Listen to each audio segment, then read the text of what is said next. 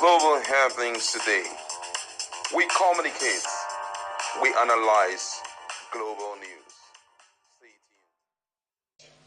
For me, I would not say try your best to put your house in order. I will not help you to do so either. It is indeed a pleasure to witness you in such a disarray.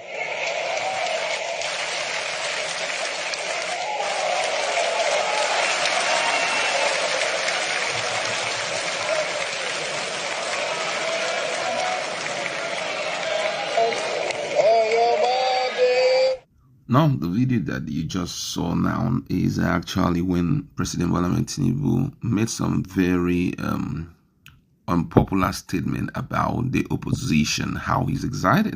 You know that the opposition were crashing and no apologies and all of that. Now, if you look intensely, you will see that Saraki was sitting in the middle of the lawmakers and other persons who are member of the of the All Progressive Congress, and they were laughing assiduously, but then he was just there watching them.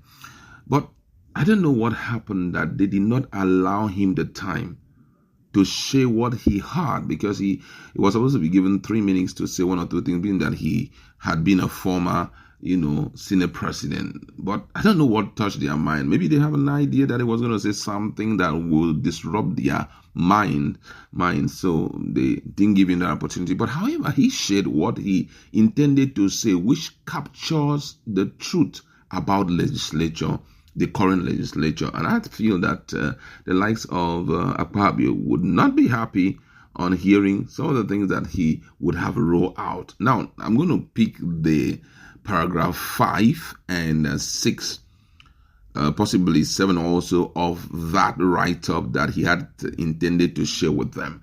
And he says, and in paragraph 5, he says, "We all agree that the major responsibility for our generation is the sustenance of democracy, and this will depend on how strong we make the legislature. And so if we must continue to reinforce our democracy, we must also strengthen this institution. The same parliament had played a key role at critical periods in the life of our country. In the aborted third term, the same National Assembly in which President Tinubu served as a member faced the nozzle of the gun to resist the attempt to truncate the march to civilian rule in 1993. This same National Assembly, in its fifth session with its heroic members, resisted the attempt to force a tenure elongation on the country in what is called the third term agenda. What is called popularly the third term agenda. The same National Assembly rose to the occasion and voted down the bill. See, in the same National Assembly where the country also got entangled in a constitutional crisis, the Sixth Assembly came up with the doctrine of necessity to forestall a collapse of the system. Again, in this same National Assembly, when we had a period where the executive believed the National Assembly was not even a needed institution, the Eighth Assembly put its foot down and insisted on the details of constitutional democracy, the presidential system, and the checks and balances imbibed into it. 6.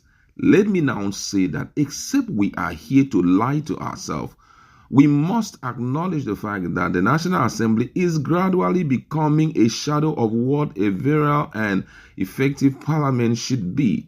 We owe it a duty to those who fought for the present democracy that we have the future generation of Nigerians that will come after us to make the parliamentary institution stronger and more efficient. Today, we seem to be drifting backwards, and we don't have to go far to find the reason for this sad development. I am convinced that this is not only the fault of the legislature and its leadership. The executive and judiciary have consistently played key roles in its undermining and weakening the National Assembly, from interference in its choice of leadership, misunderstanding its oversight rule, and taking its occasional No, as being antagonistic, the National Assembly has often come under unwarranted and systemic attack. I want to make a strong appeal to all of us that we need to consciously work hard to make this institution strong and vibrant. We all need to realize that by its nature, its rule and character, the Parliament is created to say the truth to power and scrutinize what the executive is doing. Sometimes it will agree with the executive's actions and proposal. Other times it may disagree. One thing is that its agreement or disagreement should always be in the protection of national interest, not that of personal or partisan interest. 8. The National Assembly also continued to open to the people who have grievances of opinion on issues to ventilate their views, whether rational, irrational, positive, or sometimes negative. One of the tenets of democracy is the multiplicity of opinion freely expressed. If the National Assembly is made helpless and hopeless to the extent that the people cannot find succor there, then they will be left with no option but to run to the streets, and this is dangerous for our democracy. He went further in the 9th and said, my 5th point is that another way to look at the importance of the National Assembly as the embodiment of our democracy is that the Parliament is naturally designed to promote multi-party democracy. The parliamentary culture is so designed that the voting system is aye and nay. It is not expected to be one-sided, one party and one way. It is part of the parliamentary ethos to have the majority and minority vote on any issue.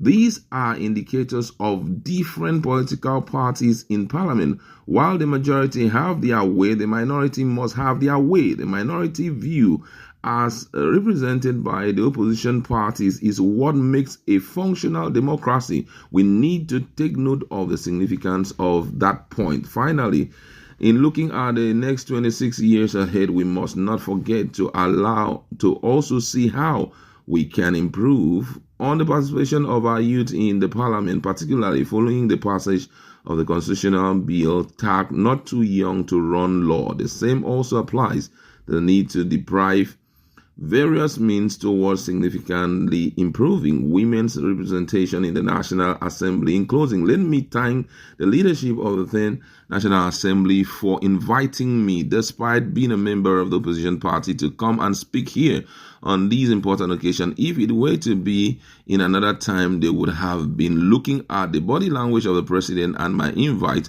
would have gone missing. Blah, blah, blah. He said other things, about it and wish everybody happy Democracy Day. But, I think one of the things that he captured is the current state of leadership in the National Assembly, which is quite disgusting to most Nigerians. The fact that the opposition, the minority, are overly oppressed, that their opinions are not important. Now, if you check out, you're going to see how Siriki Dixon, the former governor of Bayelsa State, lambasted both Godswill Akpabio and the other senators over the fact that he was being refused an opportunity to stand up about a particular issue which didn't go well for him. Now, it has been quite there. But I feel that it's important that the opposition needs to build a far more formidable force to resist these unconstitutional moves.